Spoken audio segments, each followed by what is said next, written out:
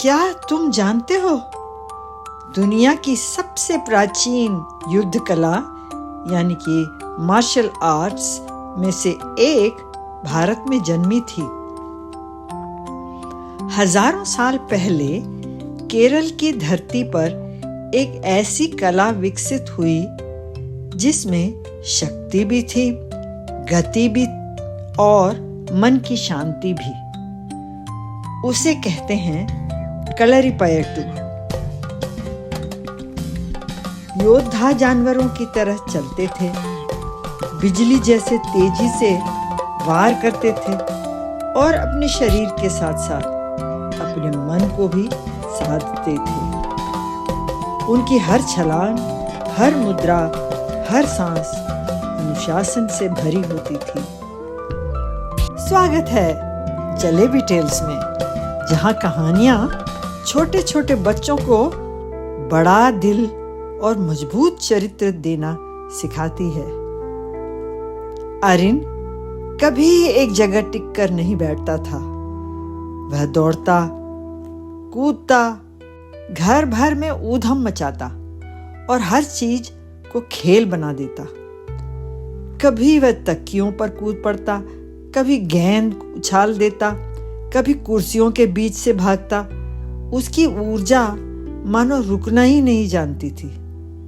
लेकिन उसकी माँ ने एक बात महसूस की, अरिन में ताकत तो बहुत थी पर ध्यान नहीं था। उसका मन हर पल भटक जाता था। माँ ने प्यार से कहा, ऊर्जा बहुत अच्छी बात है बेटा, लेकिन अगर उसे सही दिशा न मिले तो वही ऊर्जा उलझन बन जाती है। अरिन चुपचाप सुनता रहा। अगली सुबह माँ उसे एक खास जगह ले गई। नारियल के पेड़ों के बीच पुराने लकड़ी के स्तंभों वाला एक शांत कलरी। वहां बच्चे अभ्यास कर रहे थे। हवा में लकड़ी की लाठियों की आवाज गूंज रही थी। कुछ विद्यार्थी छलांग लगा रहे थे, कुछ संतुलन बना रहे थे।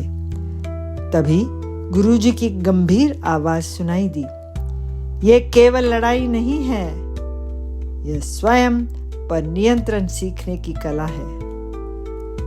पहला पाठ शुरू हुआ।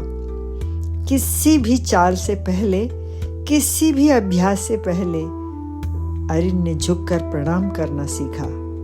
धरती को, अपने गुरु को और इस प्राचीन कला को। अभ्यास आसान नहीं था। शरीर को मोड़ना पड़ता, नीचे झुकना पड़ता, संतुलन बनाए रखना पड़ता। कभी वो घोड़े जैसे मुद्रा बनाता, कभी बाघ जैसे छलांग लगाता, कभी सांप की तरह लहराता।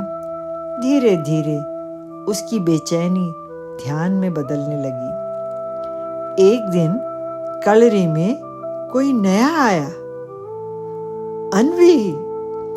वो बच्चों को अभ्यास करते हुए देख रही थी। कुछ शिक्षक महिलाएं थीं, तेज, आत्मविश्वासी और बेहद मजबूत। अन्वी ने धीरे से पूछा, क्या लड़कियां भी ये सीख सकती हैं? एक महिला गुरु मुस्कुराई, कलरीपयट्टू में साहस सबका होता है। यह कला लड़कों और लड़कियों दोनों के लिए है। अब अरिन और अन्वी दोनों साथ अभ्यास करने लगे।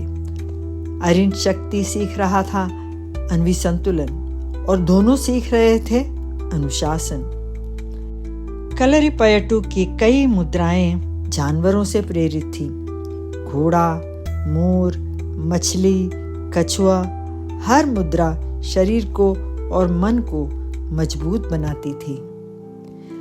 कुछ दिन कठिन भी होते थे। अरिन फिसल जाता, अन्वी संतुलन खो देती, कभी कभी वे थक भी जाते। तब गुरुजी कहते, योद्धा वो नहीं जो कभी गिरता नहीं, सच्चा योद्धा वो है जो हर बार उठ खड़ा होता है। समय के साथ विद्यार्थियों ने हथियारों का अभ्यास शुरू किया। लाठी, भाला, तलवार, और लचीली उर्मी। लेकिन गुरुजी बार बार याद दिलाते, हथियार से पहले मन को संभालना जरूरी है। अन्वी ने पूछा, अगर ये हथियार किसी को चोट पहुंचा सकते हैं तो हम इन्हें सीखते क्यों हैं? गुरुजी मुस्कुराए। कलरीपयट्टू केवल लड़ना नहीं सिखाता, ये रक्षा करना सिखाता है, और सबसे बड़ी बात, ये उपचार भी सिखाता है। उन्होंने शरीर के विशेष बिंदुओं के बारे में बताया, ऐसे बिंदु जो दर्द दे सकते थे और वही बिंदु आराम भी पहुंचा सकते थे। ये ज्ञान आयुर्वेद से जुड़ा था। विद्यार्थियों ने तेल मालिश सीखना शुरू किया, जड़ी बूटियों का उपयोग और शरीर को ठीक रखने की विधियां भी।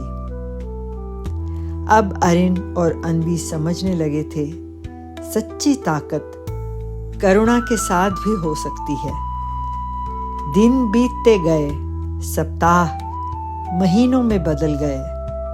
अरिन अब पहले जैसा बेचैन नहीं था। अन्वी पहले से अधिक आत्मविश्वासी हो गई थी। उनका शरीर ही नहीं, उनका मन भी मजबूत हो रहा था। एक दिन अरिन ने पूछा, गुरुजी, कलरीपयट्टू की शुरुआत कहाँ हुई? गुरुजी ने शांत स्वर में कहा, बहुत समय पहले केरल की धरती पर योद्धा लोगों की रक्षा के लिए प्रशिक्षण लेते थे। कुछ कथाएं कहती हैं कि भगवान परशुराम ने इस कला को आगे बढ़ाया धर्म की रक्षा के लिए। अरिन और अन्वी ध्यान से सुनते रहे। गुरुजी आगे बोले, भारत में केवल कलरीपयट्टू ही नहीं, और भी कई महान युद्ध कलाएं या मार्शल आर्ट्स थीं। तमिलनाडु का सिलंबम, पंजाब का गटका, मणिपुर का थांगटा। हर क्षेत्र की अपनी शैली थी, अपनी परंपरा थी, और दुनिया के अलग अलग देशों में भी लोगों ने अपनी युद्ध कलाएं विकसित की। कराटे, कुंग-फू, ताइक्वांडो, कपोएरा, नाम अलग थे, लेकिन लक्ष्य एक ही था, अनुशासन और संतुलन। गुरुजी ने कहा, कलरीपयट्टू केवल शरीर की शक्ति नहीं, मन की एकाग्रता भी सिखाता है, और शायद इसने दुनिया की कई दूसरी युद्ध कलाओं को भी प्रेरित किया। अरिन और अन्वी हैरान रह गए। आज भी केरल और दुनिया के कई हिस्सों में लोग कलरीपयट्टू सीखते हैं। बच्चे, बड़े, महिलाएं और गुरु, ये परंपरा आज भी जीवित है। कई गुरु आज भी इस प्राचीन कला को आगे बढ़ा रहे हैं। वे नई पीढ़ी को सम्मान, अनुशासन और साहस सिखाते हैं। कुछ गुरु तो लेजेंड बन गए, जैसे मीनाक्षी अम्मा, जिन्होंने पूरी दुनिया को दिखाया कि साहस की कोई उम्र नहीं होती। जब ये कला धीरे धीरे कम होने लगी, तब कई गुरुओं ने इसे बचाए रखा, जैसे कोट्टक्कल कणारन गुरुकुल। उन्होंने अपने जीवन को इस परंपरा को जीवित रखने में लगा दिया। आज भारत और दुनिया भर में नई पीढ़ी इस कला को सीख रही है, ताकि ये प्राचीन विरासत हमेशा के लिए जीवित रहे। अरिन ने पूछा, क्या कोई भी कलरीपयट्टू सीख सकता है? गुरुजी मुस्कुराए, हाँ, अगर उसके अंदर धैर्य हो, सम्मान हो और सीखने का सच्चा मन हो। सूरज ढलने लगा। अरिन और अन्वी ने अपने गुरु को प्रणाम किया। वे यहाँ लड़ना सीखने आए थे, लेकिन उन्होंने पाया आत्मविश्वास, अनुशासन सम्मान और मन की शांति। कलरीपयट्टू हमें सिखाता है कि सबसे बड़ा योद्धा वही है जो अपने क्रोध पर नियंत्रण रख सके। सच्ची शक्ति दूसरों को हराने में नहीं, स्वयं को संभालने में है। और आज भी केरल की गर्म धरती पर यह प्राचीन कला जीवित है, हर प्रणाम में, हर मुद्रा में और हर उस विद्यार्थी में जो सम्मान और अनुशासन के साथ सीखता है। जलेबी टेल्स।